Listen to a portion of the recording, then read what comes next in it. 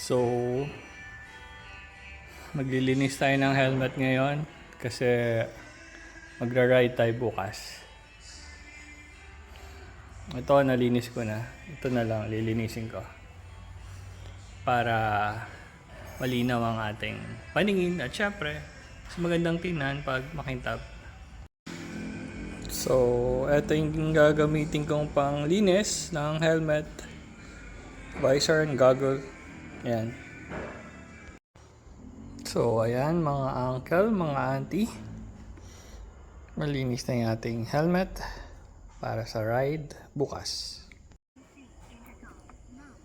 So, i-charge din natin ang ating camera, tsaka itong ating comms or communication, no? Ito, ano to? Pack talk ng Cardo to. Oops, naka-on siya. Lagyan ko na rin ito anti-fog para hindi mag-fog, syempre. Wala kasi tayo nung dinidikit na anti-fog.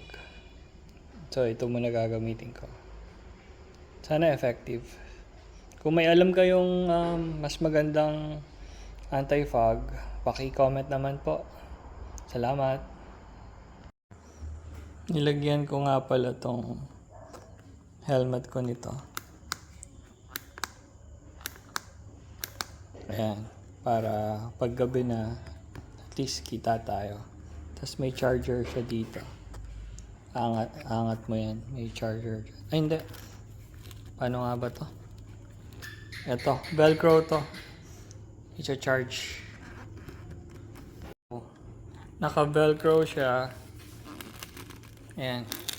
Ayoko nang tanggalin kasi maganda yung pagkakakapit ng velcro. Saka na lang pag i-charge ko na. Pero, ayan. Naka-velcro lang yan. Tapos may charger siya sa ilalim. Pero matagal na to. Hindi ko pa nagagamit. Dahil di naman ako ginabi sa helmet na to. Hindi pa siya nade-drain bath.